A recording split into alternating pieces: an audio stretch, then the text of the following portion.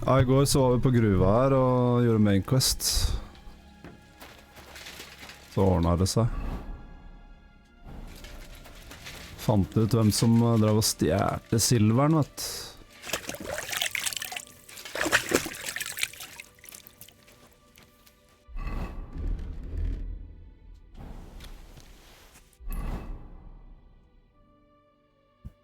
Har vi noen questicles, eller? Ja. Jeg gjorde det, ass.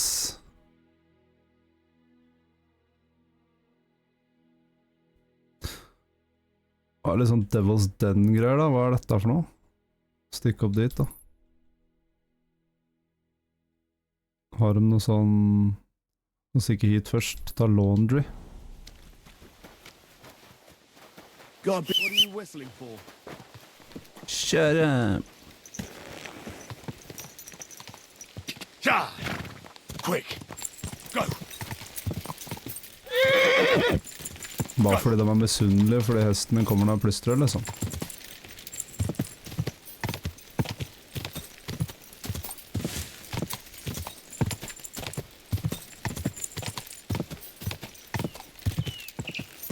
Ja!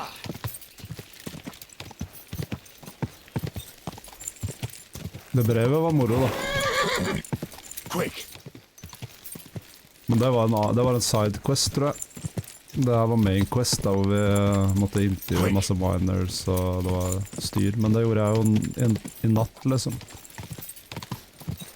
Nå var ikke du på, tror jeg.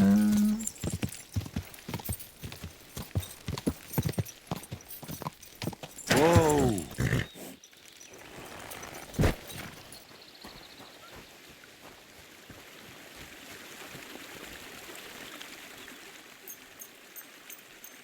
Klesvask, det er viktig.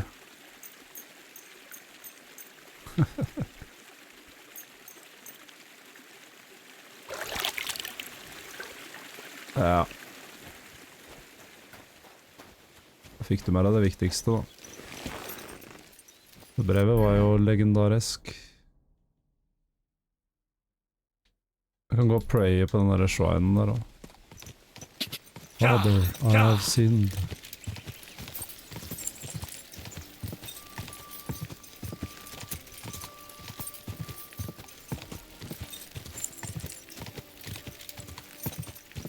Jeg har en del spill jeg ikke har spilt enda, men jeg bare... Jeg vet ikke om det er noe av det jeg blir like hekta på som det her, ass. Ja.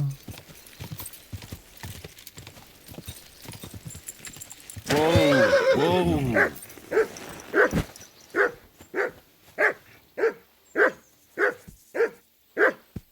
Ja, jeg står her. Trenger ikke å bjeffe. I believe in God, the Father Almighty, creator of heaven and earth, and in Jesus Christ, his only Son, our Lord, who was conceived by the Holy Spirit, born of the Virgin Mary, suffered under Pontius Pilate, was crucified, died, and was buried. He descended into hell. On the third day he rose again from the dead. He ascended into heaven, and is seated at the right hand of God the Father Almighty. From thence he shall come to judge the living and the dead. I believe in the Holy Spirit, the Holy Catholic Church, the communion of saints, the forgiveness of sins, the resurrection of the body, and life everlasting. Amen. I believe in the Sounds Holy crazy Spirit, to me. the Holy Catholic Church, the communion of saints, the forgiveness of sins, the resurrection of the body, and life everlasting. Holy, holy.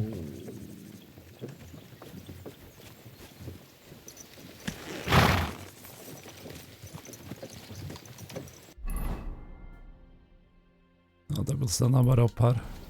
Come on, Ka! You have a fine Ka! Devil's Den, man. Ka!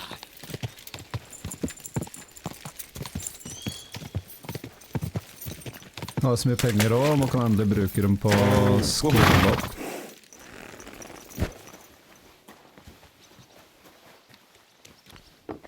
FPS min dårlig nå, plutselig. Here it is. Teach me. I'd like to learn a new combat technique. Well, why not?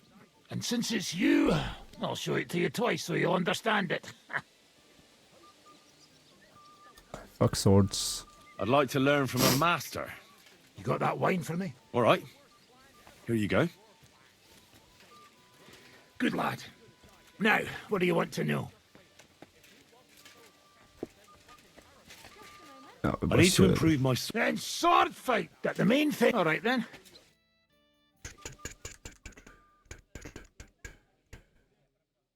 Good dog. Hva skjer med FPS-en her? Det har aldri vært sånn før, liksom. I'm sorry. If you're hungry, just let me know. I have some well-aged mutton in black sauce.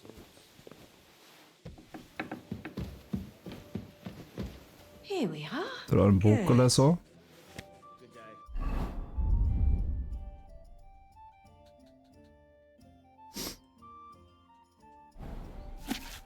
Do you remember Tilka from Garrus's?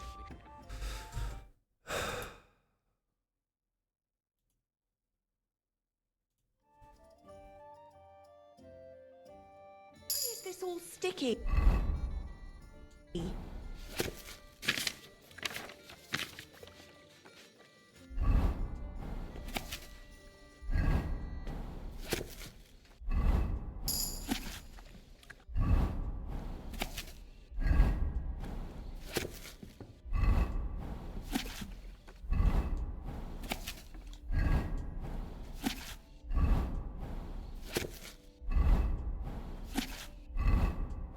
Sånn.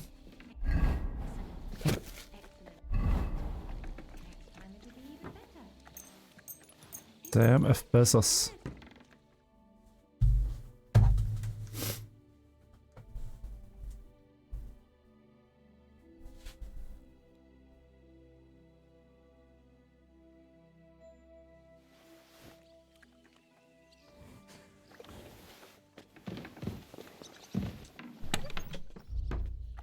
Legger fram alle disse bøkene.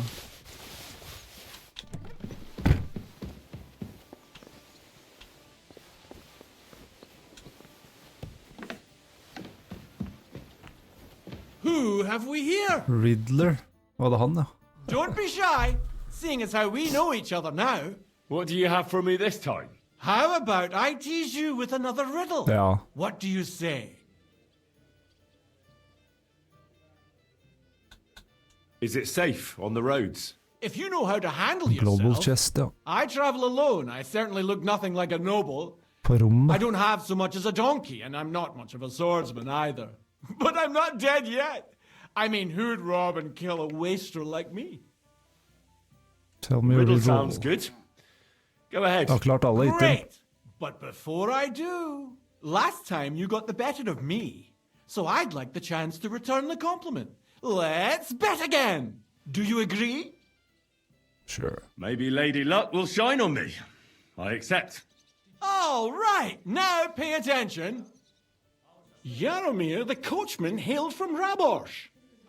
One morning he set off for Kuttenberg with an empty coach. 3 lads boarded in Bohonovitz.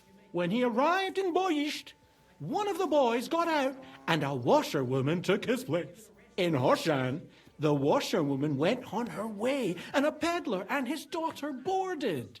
In Psitoki, the remaining lads alighted and took the peddler's daughter with them. And straight away, 2 fishermen got in. And on reaching Kuttenberg that evening, they invited the coachman to the bathhouse and got pig drunk. And now you tell me, what was the coachman's name? Det husker jeg ikke. Det var det første han sa. Det. Jeg tror det var Jaromir. Jaromir. That's right. There's no fooling you. Jeg drev og telte hvor You've mange won det var. the Sånn, bet. ja. And I'll be sure to remember you have a sharp mind. I was just lucky, that's all. But before I pay you, I'll ask you again. What would you prefer? Some extra coin or another story from my travels? Story. I'm all Jeg har ears. så mye penger All at ears, you say? This is tough. So much to choose from. You know what herbs are used to brew up medicinal concoctions? A herbalist once showed me. Gather some marigolds and nettles. Det er jo Boil the det første jeg lærte i but spillet. just crush the marigold and add it at the end. Marigold broth, she called it. But I already know how to make that. Well, that's a pity. It's the only concoction she taught me. She said it would be enough. But that's not to say you learnt nothing, is it? Travel safe, and perhaps our paths will cross again sometime. Take care. Business, eh? Don't believe me then. Sakra, it curdled a Really bit. talking. More like imitating singing a song. Det der han sa der, var det første jeg lærte, liksom. It was a Latin scholar as well. I could use a few groschen. Do you know of any work around here? What? Don't bother me. I got other things on my mind right now. Wait a mo. I know you. We've met before. Well, it's possible. I've met a lot of people. I know. You helped our Carol out, remember? You carried some sacks together to our camp. Smitta deg. Det er ikke bra. Han her er fra gjengen til han der med den pilen i huet. Oh, yeah. You're with that fellow with the arrow in his head, right? Exactly. Ah, how could I forget? Carol. It's not every day you meet a fellow with a Emil wooden Luca shaft Madrisno. sticking out of his head. So we'll have to have a drink to his memory together. Well, something happened to him. Aye. Our dear Carol passed away. Oh? What happened? Well, everything Det went var to kaldt shit. der ute, litt Everything kjølig, men that nå could er have det gone drittvarmt igjen. wrong went wrong. We wanted to rob a convoy, a bit of gold, a lot of booze, and 3 guards at most. Only there were a lot more of them fuckers. Shit. It was a bloodbath. I don't even know how we managed to escape, but Carol got left behind. They picked him up and took him away. It's all fucked. Well, if they picked him up, he doesn't have to be dead. Å bli syk, det er noe Maybe av det he's locked verste, up ass. somewhere. If only. But that's not what happened. They strung him up. There was nothing to be done. We fell right into their trap, like lambs to the slaughter. Fuck. What are you gonna do now? Without a leader? Well, I'm the leader now, but it doesn't matter. Because as soon as we show up anywhere, we're dead. Are they looking for you? There's a price on our heads. But more importantly, without the power of Carol's arrow, we're lost. My God, what now? And maybe you'll be fine even without the arrow. Carol was a good man. Feber rundt i hjørnet og lusker. Maybe the arrow wasn't magic. It could have all just been a coincidence. You're dead wrong. No, dritt. Before the arrow, we were just a bunch of hopeless wretches, and Carol was the biggest one of all. What? How come? The fool couldn't fight. He was useless with a sword, and every skirmish left him with a wound. Once, he was running through the forest, and he got impaled on a tree branch. Would you believe it? Even a tree could beat the fella. But then the miracle hit him. Once, he told me that when he was out of it that time, he heard some saint speak to him. It completely changed him. Interesting story sarcastically. Well, that's an interesting story. And what does it imply? Look, you're looking for a job, and we need that arrow. How about you help us? I'll pay you handsomely. What do you have in mind? Well, I need someone to find Carol's body. And to get, well, to pull that arrow out of him. Are you shitting me? You want me to yank it out of his skull? Oh, I know, it sounds nasty. But Carol would agree to it. I'm sure he wouldn't want us to end up dead. He'd happily give us the arrow. That's a job for someone with an iron stomach. It's nothing too complicated. Find Carol's body and pull out the arrow. That's it. So then, will you help us? Sure. This is just about the oddest thing anyone's ever asked me to do. And I've had some odd requests, but... All right. I'll help you. Where should I look for him? Well, that's the problem. I'm Ja, not vet hvor han entirely ligger. sure. Well, we're off to a Dette great gjorde jeg start. jo Hold your sist. horses. I've got a bit of a lead. Our whole plan with the caravan went to shit near Sedlets. They've got a cemetery there, and I heard there was the local gravedigger lives near the cemetery. I'm sure he'll know something. That's about all I know. We can't go round asking. Well, I'll see what I can do. If you manage to get the arrow, bring it here. Alright. Zizka, hvor er han drunken da?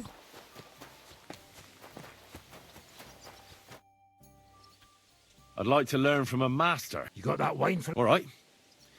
Good lad. Now, Journeyman. I want to see what you can do with a mace. ha ha! Good choice. It's better than a sword when you're up close. All right then. I'll show you a few devilish tricks.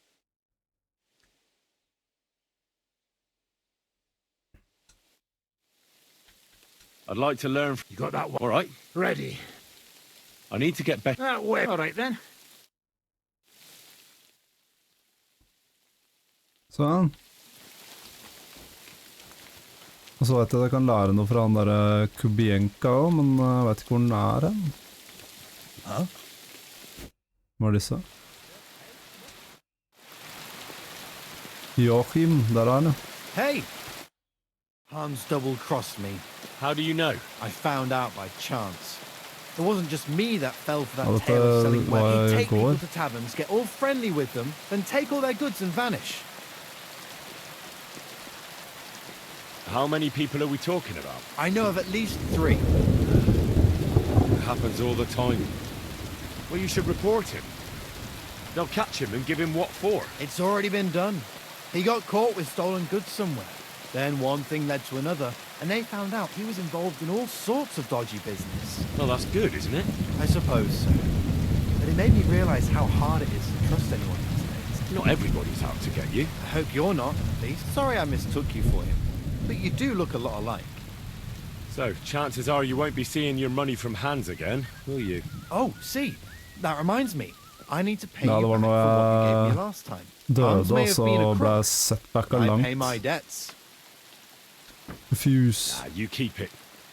I'm sure you need it more than I do right now. Seems that not all people are bad after all. May God repay you for your kindness. I'll be on my way. See you later. Kubienka, where are you?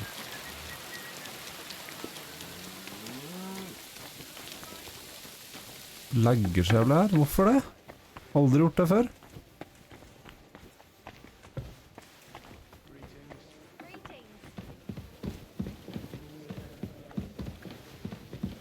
I apologize.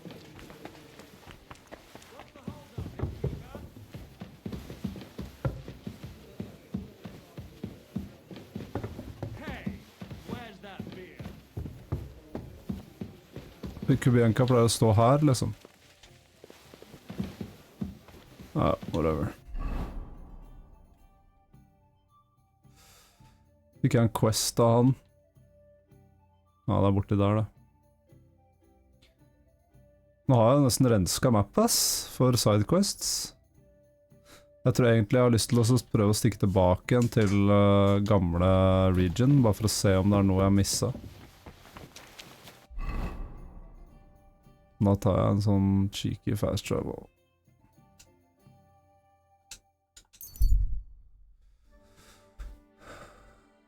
Stopp.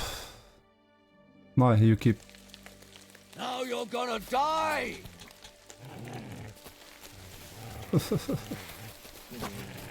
No mercy!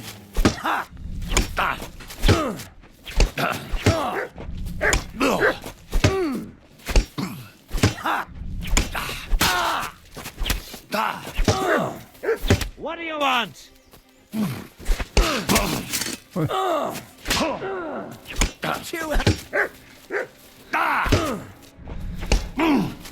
Yeah. Mash it. Å, jeg hadde ikke på meg armor, ja. Det er derfor. Jeg må alltid ta på meg armor når jeg går ut. Skjønte ikke hvorfor jeg døde så fort, ass.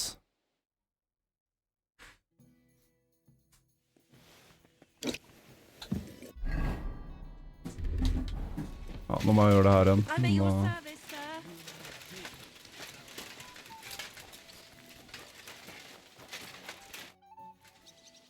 I'd like... You got that? All right.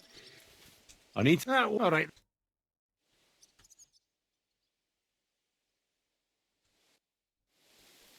I'd like... You got that? All right. Ready.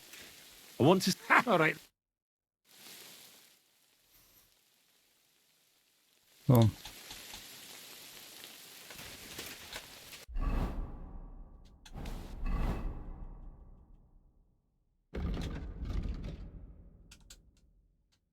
Ja. Hvorfor kan det ikke bare fasttralle, liksom? Hva er det som er problemet? Ok, vi møter dem igjen. Stop! Come here! Give me all your weaponry, now! And all your armor, too!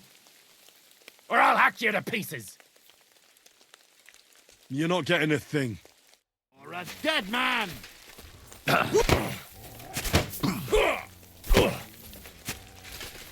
Do it!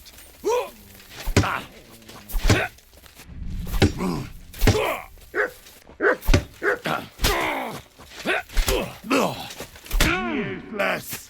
Show what you're made of. I feel quite hungry.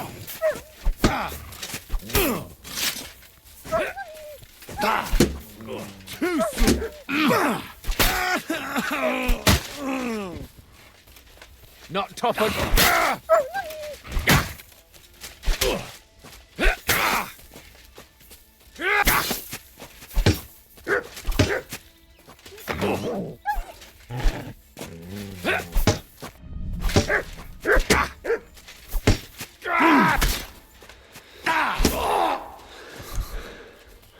Mistet jeg ikke noe liv, liksom, av fighten.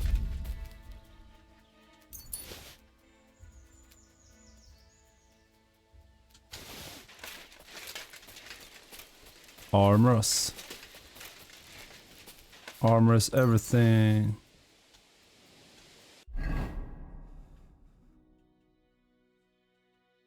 Jeg kommer ikke langt, da.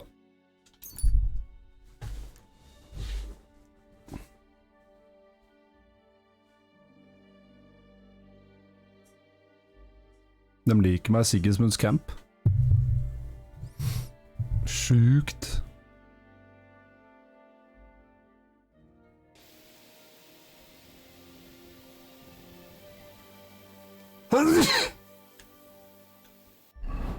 Nei. Har jeg noe food, egentlig?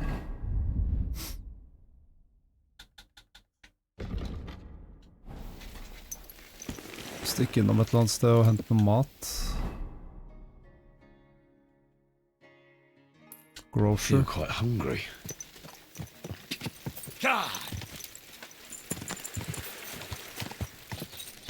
Mom.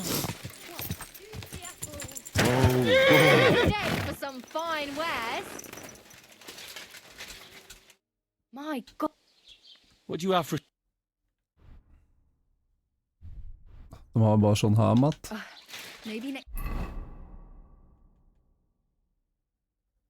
Tavern har de noe annet. It happens. Just God! What's going on around here? Nothing much. We've suffered enough in this war. I'll have a look at the...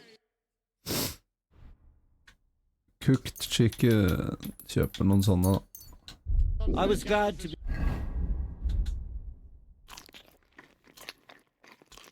I've helped you, good sir. how are your knees? Feeling better? Heal! Here, mutt! Er det cooked chicken? En hel kylling, liksom. Quality good.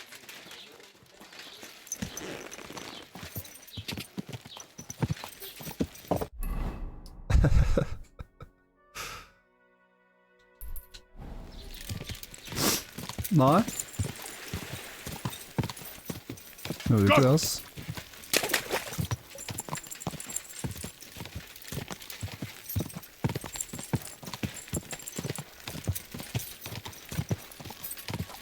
Ja, snart renska det spillet her, ass.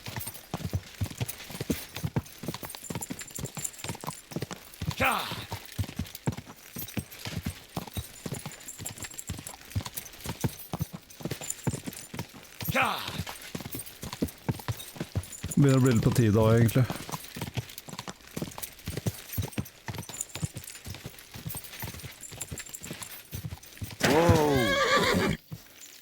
Trosky region. Hva er det jeg gjør det her?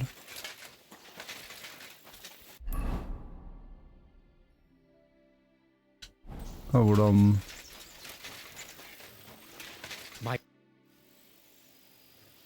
I want to go to the Trosky region.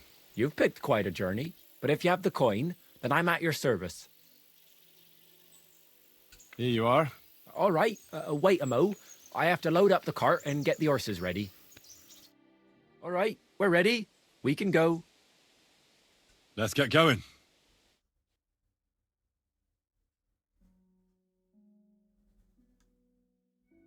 Nå som jeg har den der perken at jeg får opp alt på mappet, vet du, så kan det hende noe jeg misset.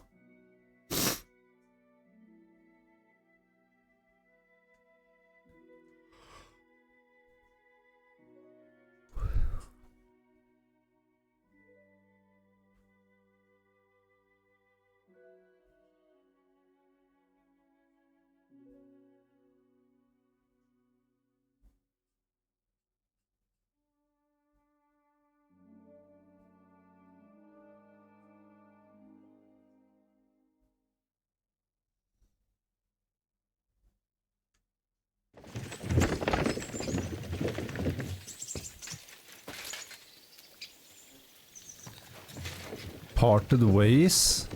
Masse dritt.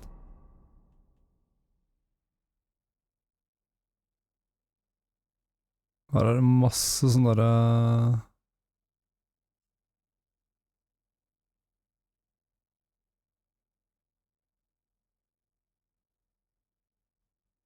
greier. Her, ja, det er bare fighting, så det er ikke noe stress.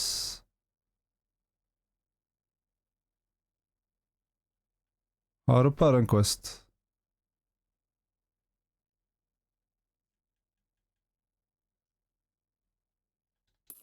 Er det hun der... tror jeg vet om det er.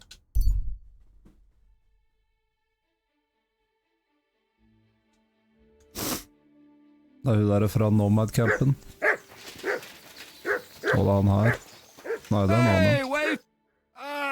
Laudetur Jesus Christus! Here you are at last. I've been waiting for you. Me? And who exactly am I meant to be? The one I have been summoning. Exorciso te per deum vivum, per deum verum, per deum sanctum. I don't understand. What's going on? You can't hide from me, you monstrum infernae mundum. Now you shall reveal what you withheld from me last time. I don't think I owe you anything. So, you want to play chess again, you treacherous Draco Nefande Spiritus Mendax? Unfortunately, Latin doesn't mean much to me. Ah, but you understand it. You can't deny it, you shaitan al-shari. That's not helping. Are you here to ridicule me, or are we going to play? Last time you didn't beat around the bush. Non te excusa, Sedage. Let's play. Well, all right. We can play, but only dice. Chess isn't my game. Aha! That's you all over. You lost last time, so now you're looking to wriggle out of it. Impostor in aeternum. Well, if Fortuna serves you better with the mundus viribus et satana, then let's gamble with dice. What game would you like to play? Han har jo ikke penger, han har 50 liksom. Masters. Let's play. He ain't got nothing.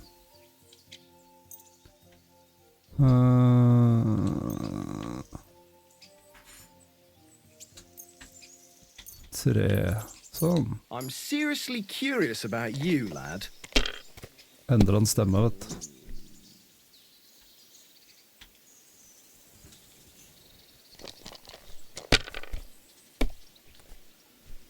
No great loss. It wasn't that good anyway. Har det ingen sånne special dice? Here.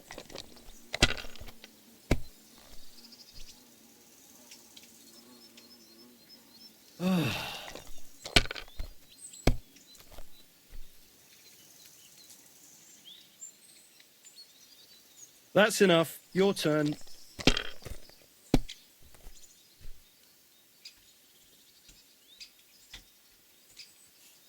Jeg skjønner ikke hva det der er.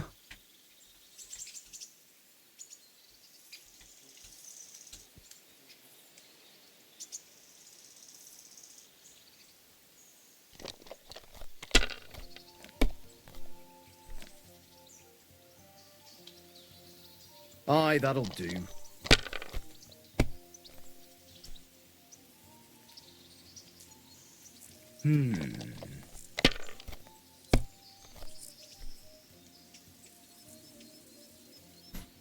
Robust. Nei. Huh. Give me something good.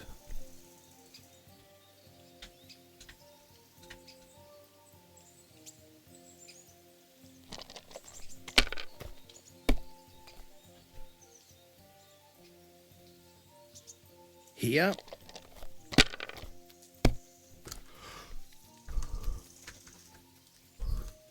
Aye, that'll do.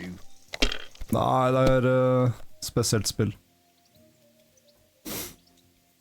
Det er vanskelig å forklare regler. Det er sånn ener og femmere, dem scorer, liksom. Utenom det så må du enten ha 3 like, eller 4 like, eller et eller annet. Oh, come on! Hæ, mistet alle poengene. Åh, nå er jeg 3 enere, det er 1000 poeng. Ok. Den heavenly greia, den skal jeg ta bort, ass.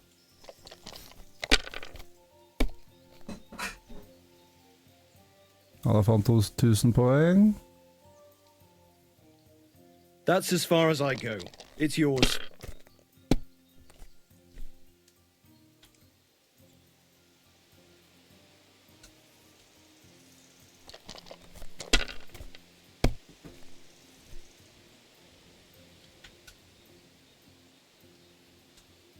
If I was you, I'd take Best, it. sikkert. Ja, jeg fikk en ener. Vent da. Ja. Nei, ok, det er ikke noe. Det er bare sånn.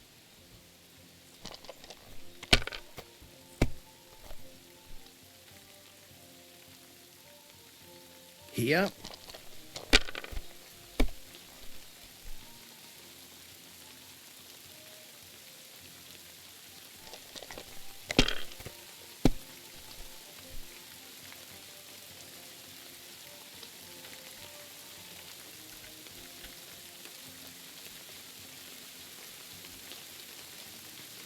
Winner!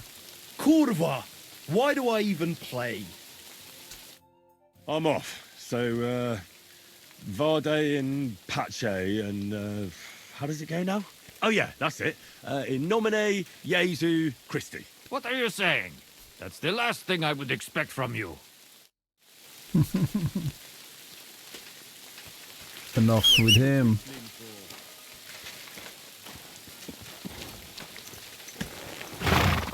Go! Quick!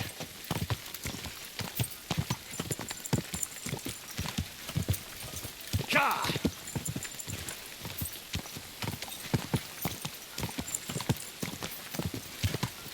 Da! Lurer på om man får noe achievement for å finne alle treasures også.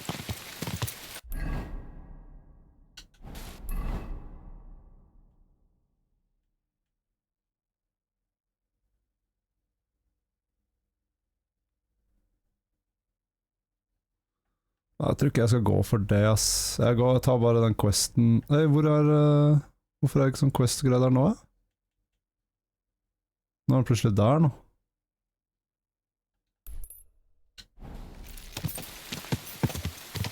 Da er det kanskje ikke hun nomadedama, da.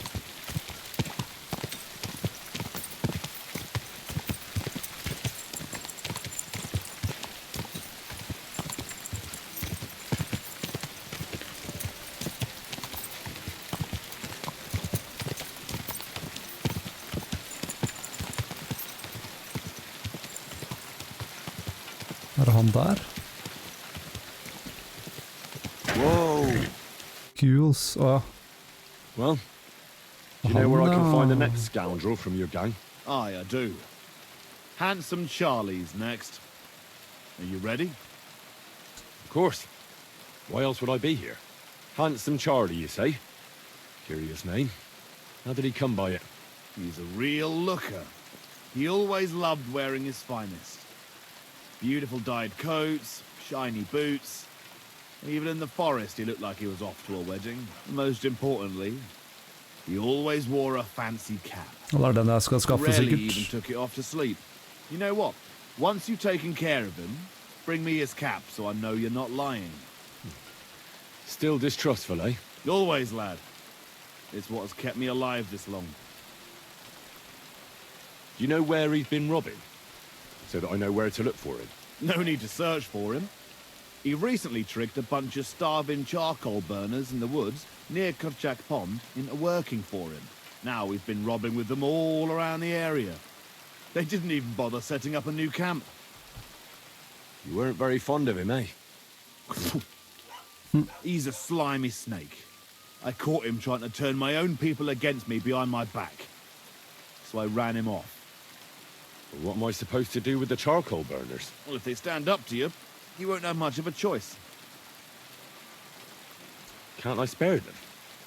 Since Charlie's just pulling the wool over their eyes. Suit yourself. But you're right. There's surely no cutthroats. Maybe getting rid of Charlie will be enough. God knows what he's promised those fellas, but I doubt they'd stay loyal to him after he's dead. They won't know what to do without him anyway, and they'll scatter. So I should challenge him to a duel. You heard one too many tales about knights as a boy, I see. Charlie might dress like a nobleman, but he's nothing but a common bloody footpad. He's not one to take pride in fighting fair. You could try it, but you'd have to be bloody convincing to get him to agree to it. I'll take care of him. God be with you. Jeg har jo the skills required. Og det er faktisk her, og der er det... Vent, da er det her nede, den skatten der, som jeg leita etter lenge, ass. Hva er det her? Mass grave. Jeg tar bare en sånn en, ja. Det blir litt fast traveling nå, fordi det er jo så langt mellom hvert sted her.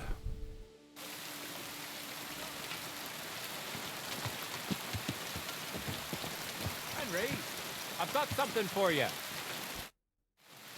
What is it you want? You must be Henry. Yes, I am. I've got a message from Master Chenyek. Ja, da er Robin Go and Hooden, see da. him in the Ole as soon as you can. What does he want? Well, I don't know. I was just told to find you and give you the message. Alright. Endelig har vi quest fra han igjen. Han fant meg her, liksom.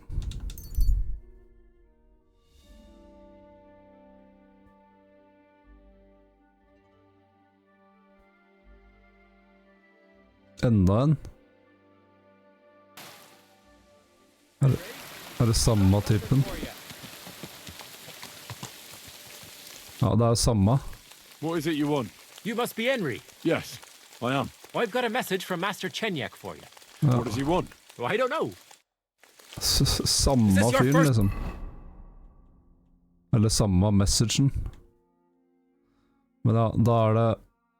Det der er skatten, da. Så skal jeg sjekke ut det der stedet også. Time riding a horse, you moron! Go, quick!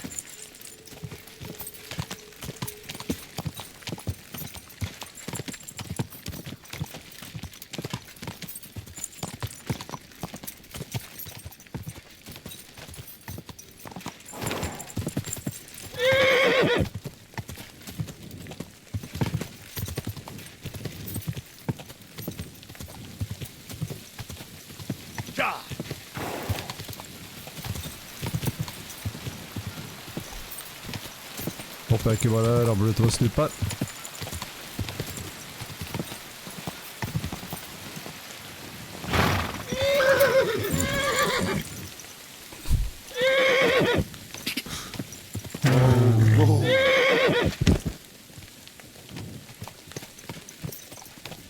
Jeg får gå on foot.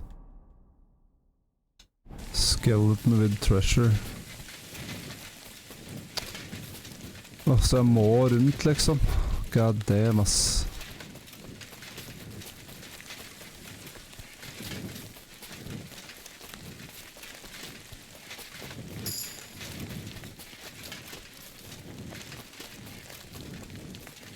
For det her er den treasuren som jeg var på, som jeg bare ble helt gæren av å lete etter.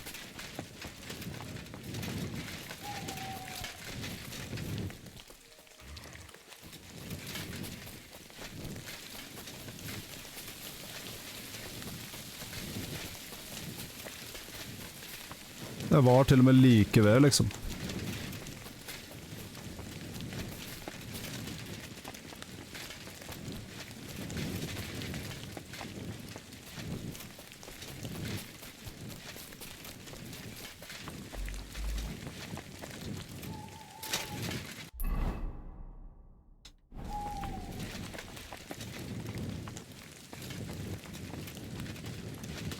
Så det er med her på en eller annen måte. Åh.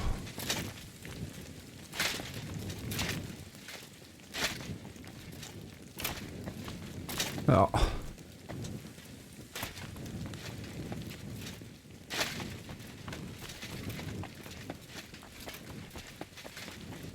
Hvor det her er leit etter, liksom, akkurat som jeg skulle finne det på en eller annen måte.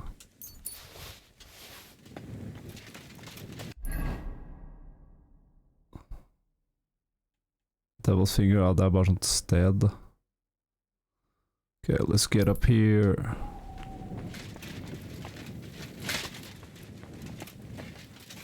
Fall damage perken er jo helt huge.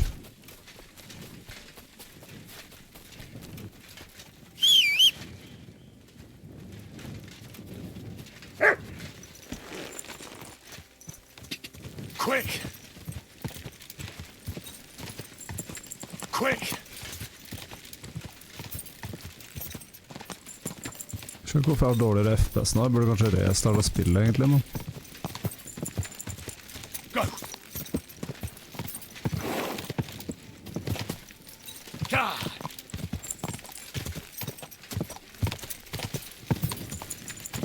Ka!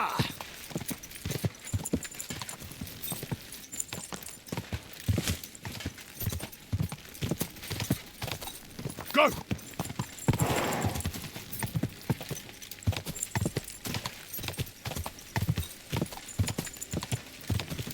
Quick!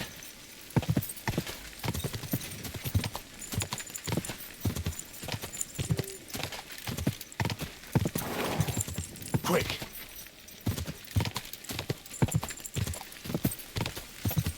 Whoa! Whoa!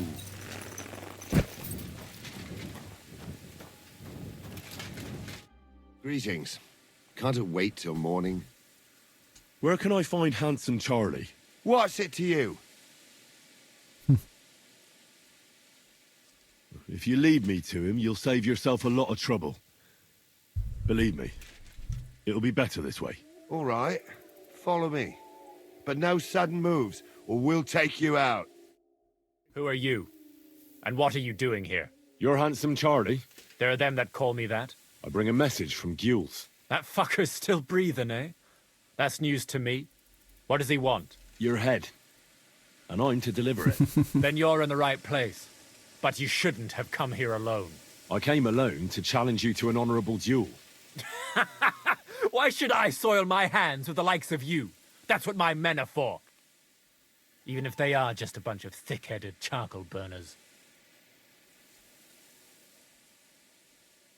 So that you keep face in front of them. Do you really think they'll keep listening to you once they see you're nothing but hot air? What did you say? Stand back and nobody move. This piece of shit is mine. You swine!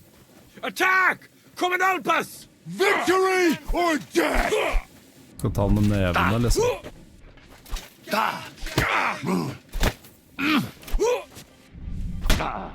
Rip him a new one!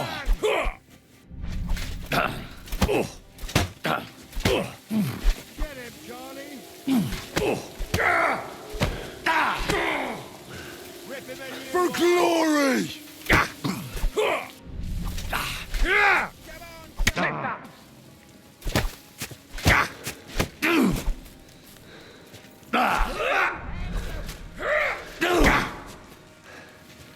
I feel quite hungry!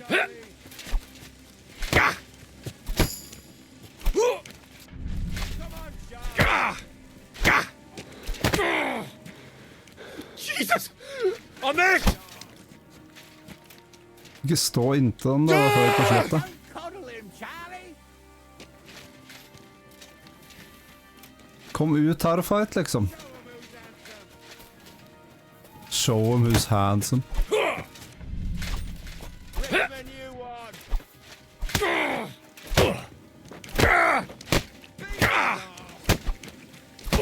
Why did you do that?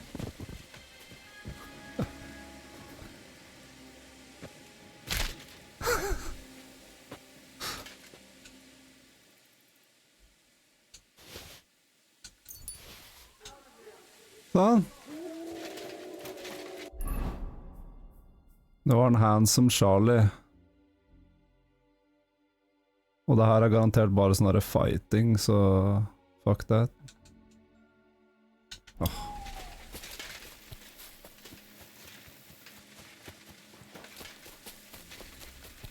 Sånn.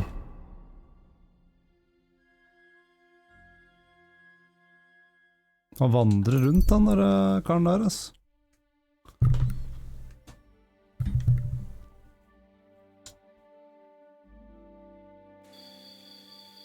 I'll get you! Attack! Everyone, get over here! Show what you...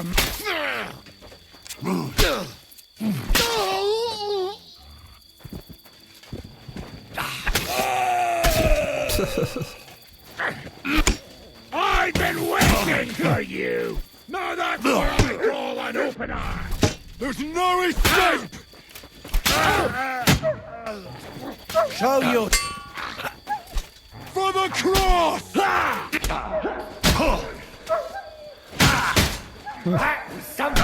Fuck yourself! Hvem er det som hitter meg nå? Hvem er det som hitter meg nå? It's a wonder you're still Oh my standing. god, ass. For the cross! Det er da mygg som bare hitter meg i ryggen, liksom. You want to try me?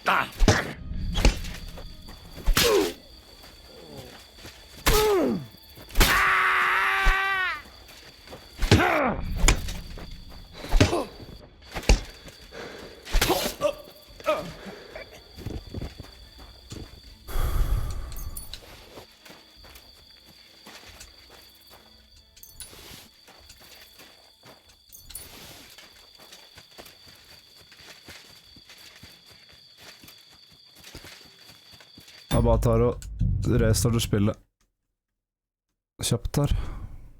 For den FPS-en er jo helt syk.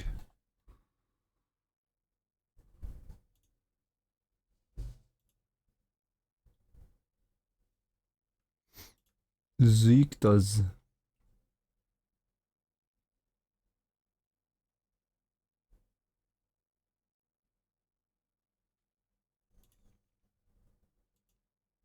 Køye er helt ferdig i huet. Den er grei. Prats i morgen, ja. Good night, good night, good night.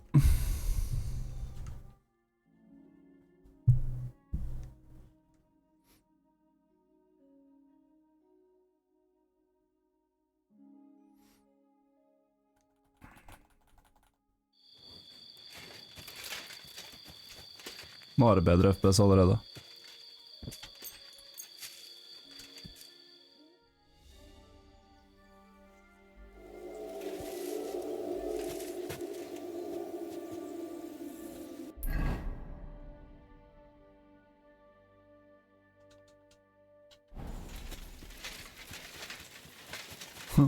Hele gjengen ligger der enda, vet du.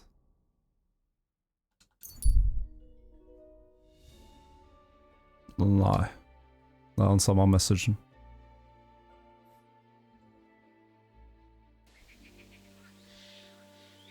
Same as old message.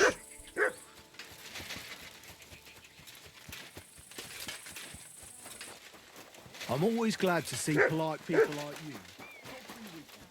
You silly... Lord be with you. I took care of Charlie. He's dead. I reckon he's not so handsome now, is he? I'm glad that fucker's dead. Did you bring me a souvenir like we talked about? I've got it right here. Hope I didn't get any blood on it. Aye, that's the one. Oh, that bastard really had good taste. But I don't plan on wearing it. Someone might mistake me for him and stab me in the back. I'll take it. It would be a shame for it to sit in the bottom of a trunk somewhere. Be my guest. But if you end up with a dagger in your gut because someone mistook you for Charlie, don't come crying to me. So what now? I reckon I'll have to wait again, won't I? Aye, unfortunately. Give me a day or two, then I'll know where to send you. Good to see you, mate. Okay. Prøver vi da. Vente en dag. Eller to.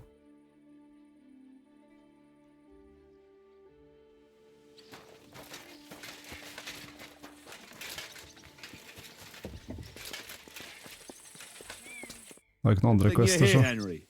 I've got something for you. From Semine? Not this time. It's from the charcoal burners. They said you spared them, and they wanted to pay you back. It's not much, but it's all they could scrounge up. I didn't expect that at all.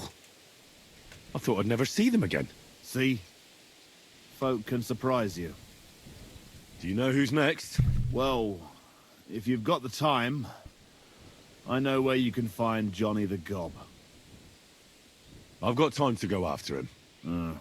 I see. Look, it seems you're not too keen on getting him. You knew him better than the others, didn't you? Knew him. Johnny was my right-hand man. Can't even count how many times we saved each other's asses. And now his is in a sling.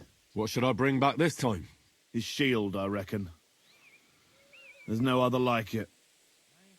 Where can I find the gob? You know what's funny? If I hadn't sent him out on an errand just before you got to Apollonia, you'd have got us both. Where did you send him? Just a little ways off, to the bank of Rock Tower Pond. There's an abandoned hut there, from what I've heard. He and his people are still there. Why did you send him to a hut by the pond? Another band ambushed a noble's retinue there. Ja, oss. We wanted to see if anything got left behind. I know exactly where it is. I was in that group they attacked. You were, eh? Then you were bloody lucky to come out of it alive. The ones that attacked you ain't any ordinary footpads. They weren't there for the silver. What did they want then? Lord knows, lad. Some higher goal, I reckon. Those types are the worst. What's the gob like? Tell me about him. What can I tell you? He's just the best. He's a mountain of a man. A hell of a warrior. Bloody smart, too. But he's too old and too proud to give up on his craft and go and rest on his laurels. I like the bloke. I really do. He deserves to die in peace, with a woman in his arms, not being hunted down like some vermin. How many men did you send with him? 7 of our most experienced. And well-armed. I've heard enough. Henry, wait. I have a favor to ask of you. You know, Johnny was a stand-up bloke, and it would be a shame to kill him. What's more, he's a fair bit older than me, and he has a bum leg. It would be dishonorable to kill someone like that, you know. Wait. So you want me to let him go? Not so loud. I know Semine wants them all dead, but I beg you, don't kill him. But if I let him live, I risk not only my arse, but yours and his as well. Aye. But he doesn't deserve the same death as those whoresons Charlie and Canker. Unlike those other bastards, Johnny never betrayed me. Surely I don't have to explain to you how rare that is among bandits. If I can, I'll let him go. I'm still not too sure about it, but I'll try. Though I'll save my skin before I save his. So if he doesn't surrender, I won't have a choice. Of course. But I'm glad you'll consider it.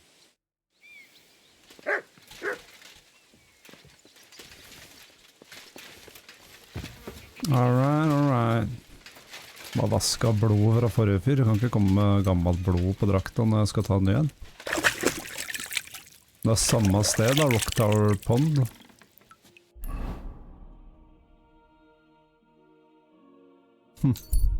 Kunne ikke bare vært der i sted? I get it. Nei.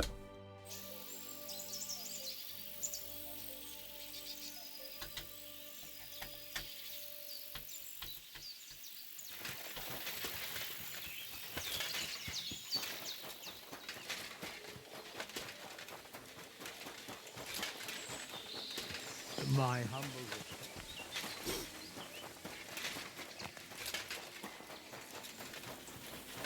Se om han er reasonable da. De har plutselig campen som de andre var i nettopp, som er drepte.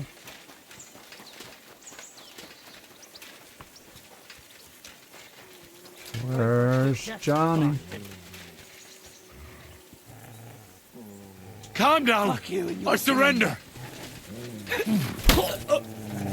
Show what you're made of. Fucker! Gule sent me. What? Why should I believe you? Please. Just surrender, and I'll spare you. Show your Han tålte bare ett. Øksa er for bra, liksom. Faen, sorry, ass. Hvor langt bak var den saven? Johnny the God. Jeg må prøve igjen, ass. Jeg har lyst til å prøve å ikke...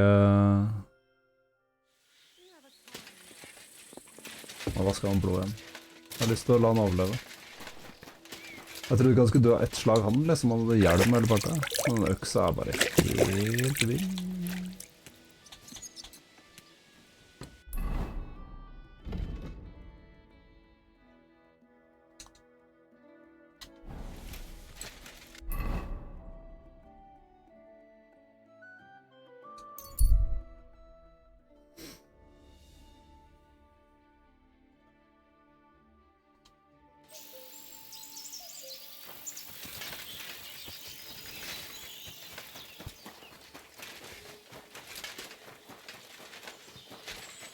Den har 129 damage.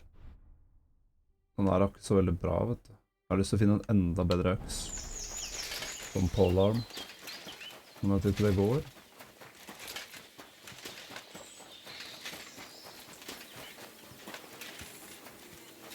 Okay, let's spare Johnny boy.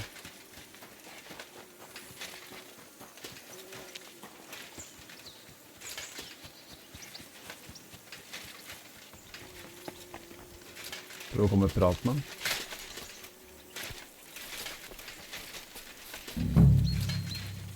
I'll get you! Attack! Come and help us! Gule sent me. What? Why should I believe you? Please. Just surrender, and I'll spare you.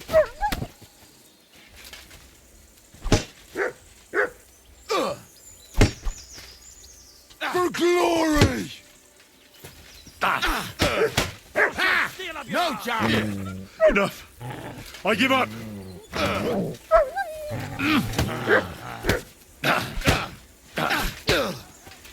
Show your stuff! Hell.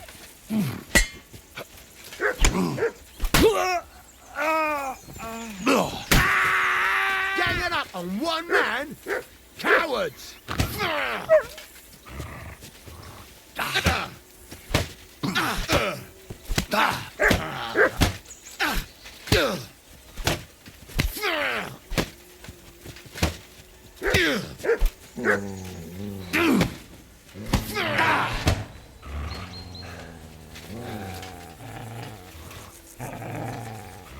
Sit and bark. Do I want to send Mutt home? Mercy! Fight. I surrender! You'll get no mercy from me. A fucking dog?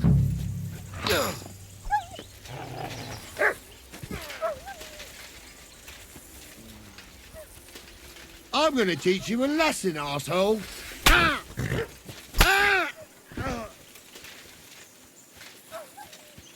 Mutt! Here, Mutt! Fuck. He's run off. I'm gonna bash your face in. Attack!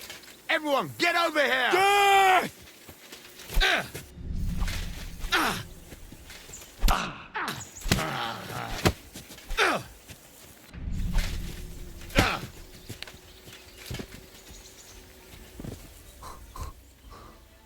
Hvordan er det for han til å våkne enda?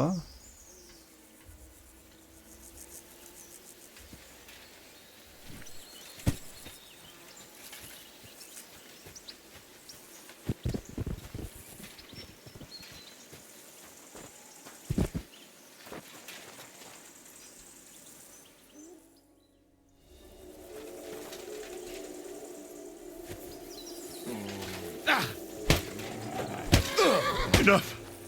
I give up! I'll sort you out!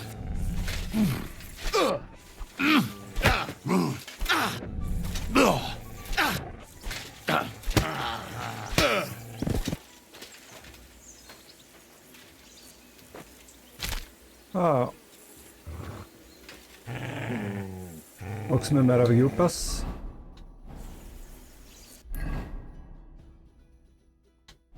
Her var skjoldet hans.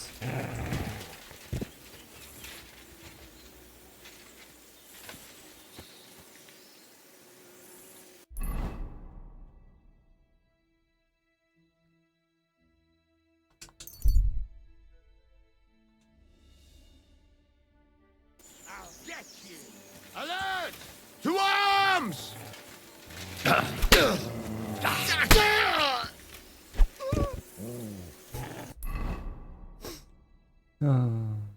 Boy.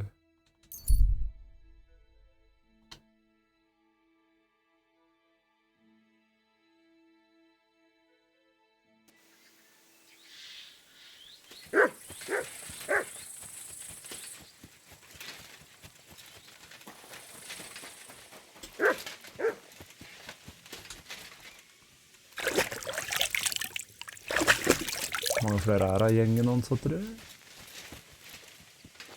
Er den inni her?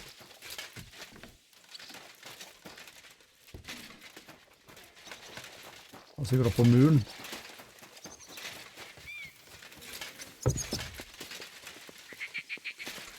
Lord be with you. I took out the Gob's band. Well, well. Nice work, lad. And what about the, request I made? Did you think about it, at least?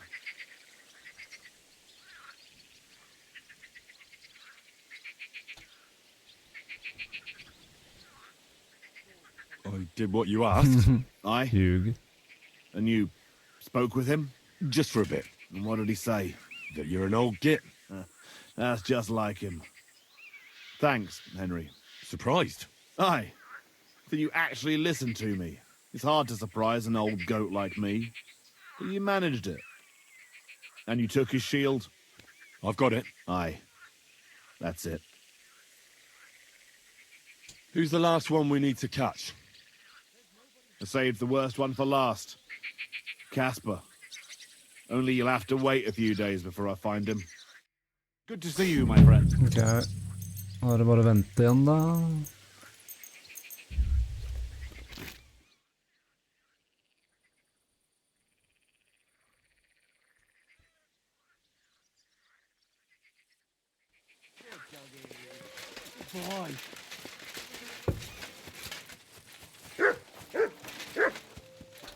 Se om maten har blitt gammel eller ikke. Ja, så klart. Den blir fort gammel. Captain Gnarly. How did Jules end up? He's a noble, so Lord Sameen took him into his service. What? Why would he do that? After Gules tried to rob him? That's the nobility and their rules for you. A peasant would get the noose right away, but the lords play a different game together. And you don't have a problem with that, Captain? I don't, but I'll keep a close eye on him. Trust me. But anyway, there's all sorts in service in Sameen. You can't do a job like this for long without getting dirty hands. I expect the same applies to you?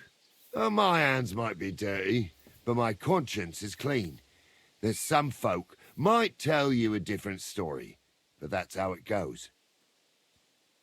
What happened with that hired hand? Francie? Nothing much.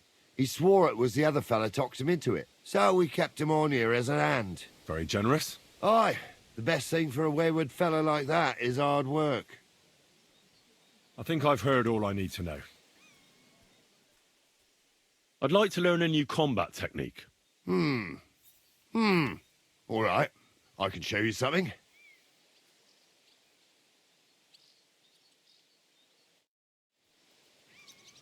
Welcome.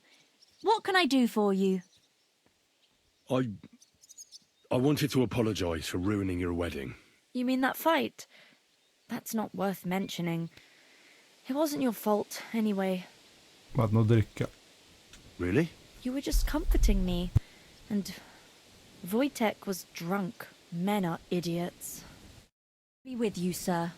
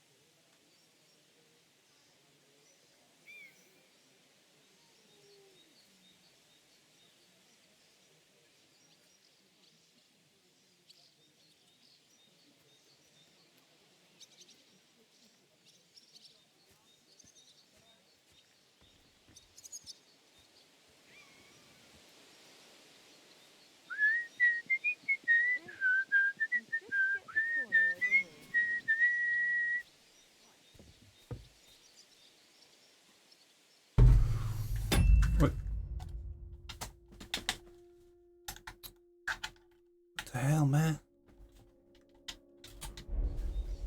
Okay. Greetings, Head. And what do you want? We'll catch up med alle I disse her. hope your blood has cooled a little since that brawl. Lord Sameen, I'd like to apologise for ruining the wedding. I'm really sorry. You showed your true colours, Henry. You really let me down. At least you're man enough to come and apologise. Don't apologise just to me, though. Never mind that the wedding cost me a fortune, to hell with that. But you should apologise to my son and his bride. What's new in the province, sir? You mean since you and Jan Žižka escaped from Trosky? Don't look so surprised. That night, every able-bodied man was searching for you in Apollonia. Right now, I should probably detain you and take you to Trosky. But I won't do it. I'm actually rather grateful to you. Grateful? For what? Well, until von Berghoff returns, there's no lord at Trosky, thanks to you. So for once, I don't have to kneel to anyone. And I can look my son in the eye. So you knew about it? About what? Von Berghoff sent us to torture a captive bandit. We pried it out of him that your son Older was helping Žižka. Jesus Christ! We didn't tell a living soul about it. Praise the Lord on high. I don't even know how to thank you. If von Berghoff found out about it, that would be the end of us all. But you didn't answer me. Did you know what Older was doing? Where he went from the wedding? I didn't. Not until he came home with his leg all cut up. He could no longer tell me he'd been hunting. Naturally, I'd never have agreed to such madness. But, as it turned out, he was on the right side. What will you do now? Nothing. God willing, von Berghoff will never learn of what Older was doing. And, if necessary, I'll bend my knee to him again. Is anyone looking for us here? Not likely. As I said, Trosky is currently without a lord. Chamberlain Schaumburg is dead, so there's no one to pay the soldiers' wages. But truth be told, I wouldn't much show my face there if I were you. You never know. We meet again. Året gjorde... Jo, det var han der... Force. I'm sorry? Han der noble thiefen. What is it you? You're not... God bless you, sir. Have you found Casper yet? I did. But Henry, be very careful. There's a reason I left Casper for last. The man is a real beast. I just wanted to be sure you had it in you. And you reckon I do? Aye. I hope so. What about you? Think you can take him on? I do. Then listen up, lad. His band is one of the biggest. But it's not just about them. Casper himself is deadly in his own right. A real beast, like I said. A vicious, cruel bastard who'll stop at nothing to get his way. Great. Do you at least know how to get to him? Unfortunately not. I'd love to help you, but I don't know how. I've always been a bit leery of the fucker myself. Where should I look for Casper and his band? From what I hear, they've holed up in a forest near Apollonia. Be careful. The rocks are treacherous. It's easy to lose your way, even in broad daylight. And if you go there at night, be bloody careful, you hear? Aye, I understand. Why is he hiding there, of all places? Weren't you listening? It'll be bloody hard to find them there. And to make it there unnoticed will be damned near impossible. What's more, I heard they recently got their hands on a fine bit of loot, so I guarantee they'll be keeping close watch over it. This is starting to sound more and more like a Masse suicide mission. penger. Yeah, I'm sure you'll figure it out. I believe in you, lad. One more time. Where At the edge. Ja. So this Casper of yours, what can you tell me about Kanskje jeg går inn med bua eller Greedy old crossbow. bastard will tell you that. He'll sell his own soul for a couple of groschen. And he don't trust nobody. You touch his money, and you might as well dig your own grave. And there's still people left in his gang? Laugh all you want, lad. I once saw him kill a man in cold blood, just because he thought he'd skimmed off the loot. And did he? No. They didn't find anything. But it didn't make much of a difference to the poor dead bloke. That's everything I need to know. Wait, one more thing. What do you want me to bring you of his? I'd trust you now, even if you didn't bring anything back. But since you asked, bring me his gold ring. You'll know it when you see it. Big and square. Have a soft spot for trinkets, do you? Didn't expect that of you. That fucker put it on every time he wanted to bash someone's teeth in. The edges are quite sharp. And I've got an old souvenir from him myself. Just under my ear. All right. If I come back in one piece, I'll bring you Casper's ring. Good to see you, my friend. Let's hunt down some bastards. That's it. Go now. Apollonia. Ja, jeg bare tar en sånn cheeky fast travel. Jeg sa jo da at jeg skulle gjøre det når jeg var i den region her. Ok. Bare sjekke her at jeg har poison arrows, eller poison bolts blir det. Piercing bolt, ja. Egentlig så trenger jeg litt mer. Piercing bolt.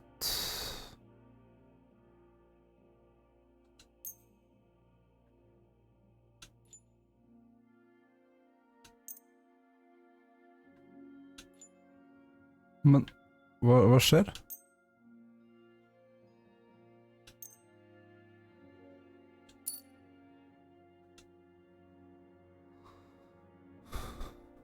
Hvorfor er det bare 3 av dem som har poison på seg nå?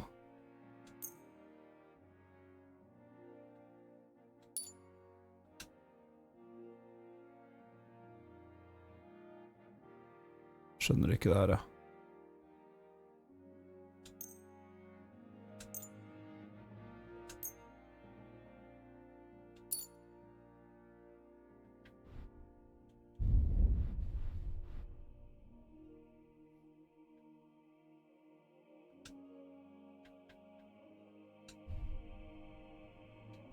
Sånn.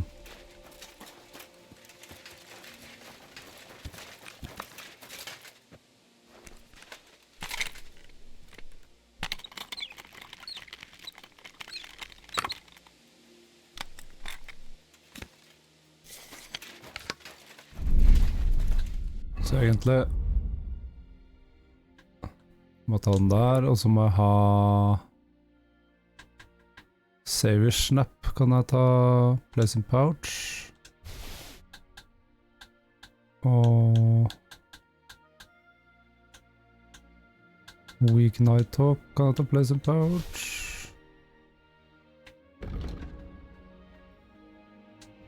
Der kan jeg Place in Pouch, sånn.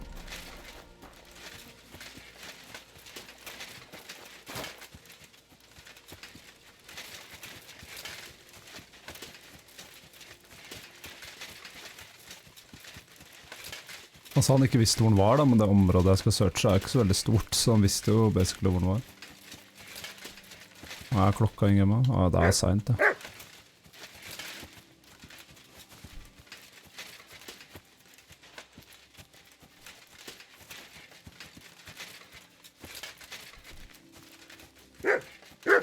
Here you go. Nei, så har jeg ikke mat. Ja.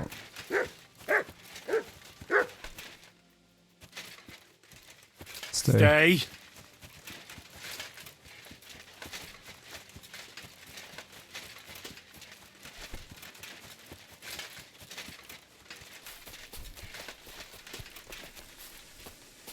Er det der en bandit?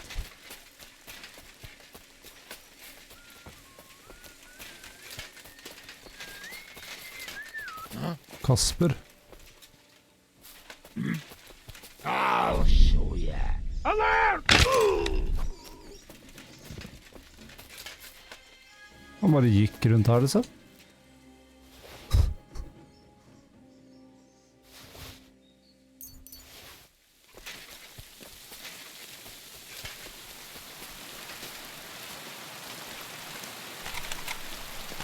I'll take it.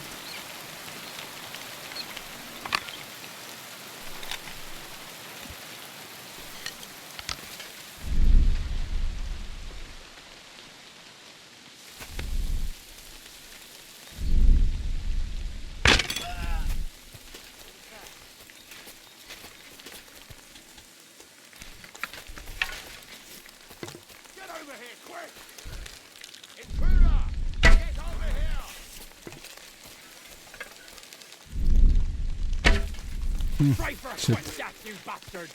Attack! We're coming over us! Don't fuck with us, you wretch!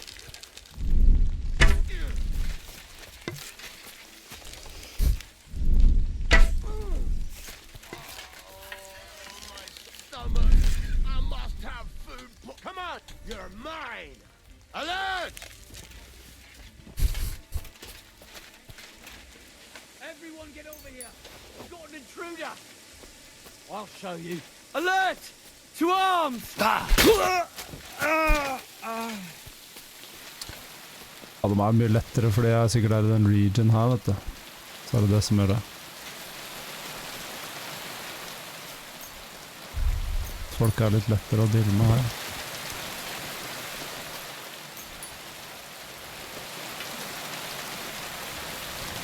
Nå snakket han om at man hadde en sånn huge hall også.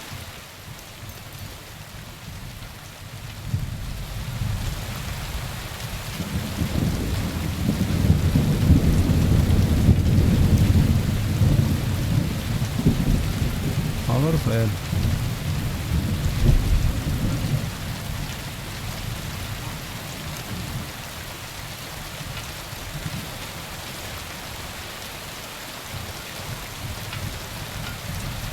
Jeg rekker sikkert å lockpicke den her før han er oppe her, liksom.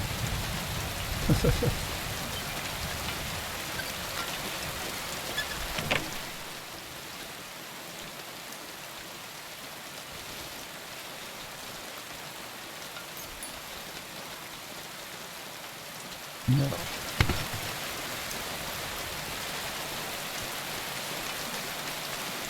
Datten med bleina.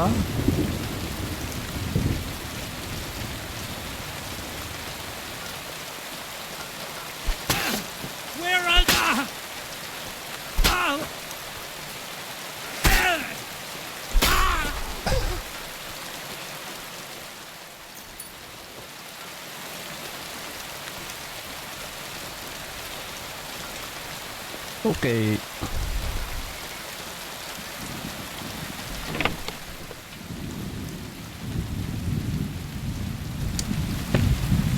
Så du snakket om at den hadde masse lut, ja, men...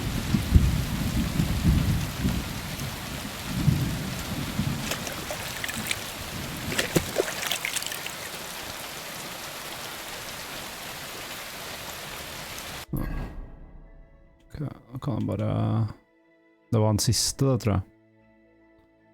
Er det 3? Ja, det er 3, så det er den fightinga, ja.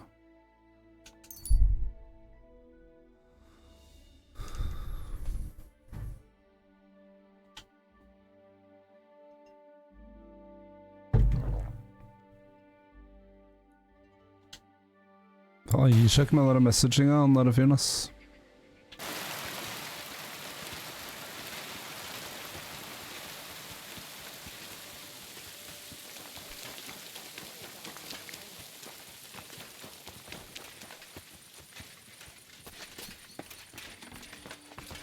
Hva var nede her? Who just came barging in here? You can't be here. My respects. What are you barging in here for? Oh, wash horse, det trenger jeg faktisk. I'd like my horse bathed. As you wish, but it will take some time. Don't bother me. I'll pay. Here are your grub. Thank you very much. Now then. Here is your horse. Look at that glistening mane. I can't swim.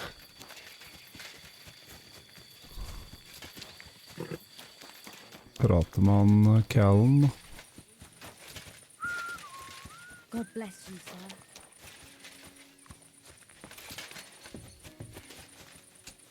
Lord be with you. Caspar is with the Lord now. That's the last flea out of the mattress. Good job, Henry. What about the ring? Have you got it? I've got it here. Aye, that's Beauty. the one. Nice and shiny. It matches my eyes, don't you think? If Caspar was the last of your band, then we've got them all. Indeed. The local lords can rest easy once again. And what about you? Aye. Me too, for that matter. If you hadn't taken care of them, it'd just be a matter of time before they came to take me out. I'm nothing but a bloody turncoat to them now. And the punishment for that is harsh. On both sides. So thanks, Henry. What's next for you? Now? Serving Lord Sameen. Now that I've put my past to rest, hopefully he'll be able to trust me. That'll be quite the change, no? Yeah, it sure will. I just wonder if I'm not too old. If it's not too late for me already. I don't know if I can get used to it, but I reckon we'll see. I appreciate your thanks, but I'd say I deserve a reward for this as well.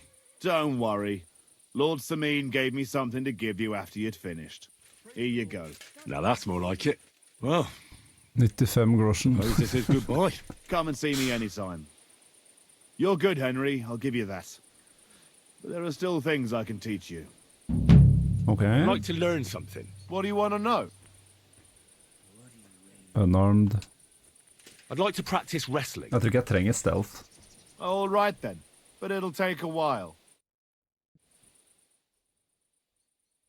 Skal vi se på det nå, hvor er main level perk også, da?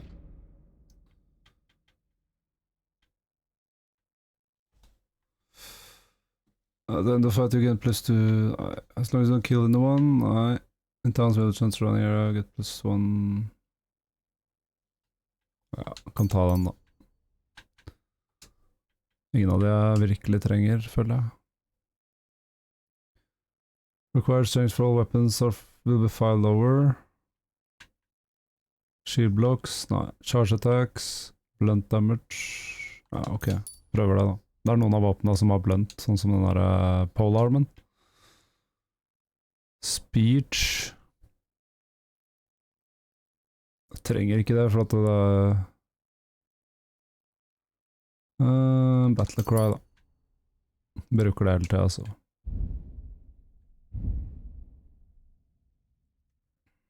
Ja, stealth er jo så å si 30, så jeg trenger ikke å kjøpe det an. At least takes Time it takes for him to come back is quarter shorter. Tough for him to take the more less damage. Jeg tar den. Og vi kan ta den der, om han flyr, så... Hvis han stikker, så kommer han tilbake fortere. Dealing with guards, your speech and charisma will count as 2 higher. Reputation recovery for undertaking a peninsula. Ja, jeg tar den der guards-greia. Åja. If a guard wants to arrest you for your crimes, you can use scholarship in skill check to try and interpret the law to your advantage. Jeg gjør det bare for moro skyld.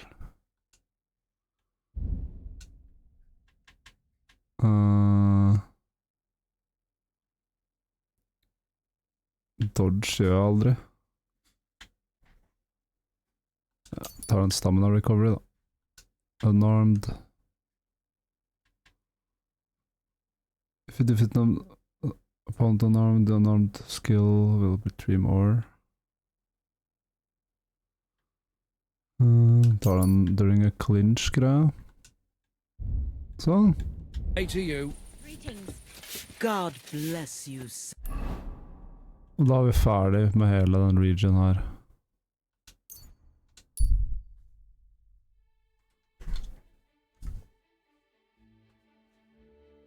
Se på han desperat etter å gi med den meldingen her, liksom.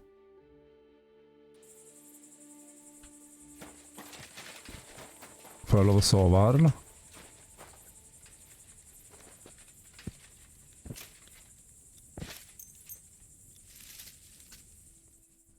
Here you are. What are you even doing here? What if you don't pay up? I'll report you to the guards. You better forget about it. And what if I punched you in the face, eh? Hang on. Leave me alone. We'll forget about it. I won't say a word to anyone. Just go.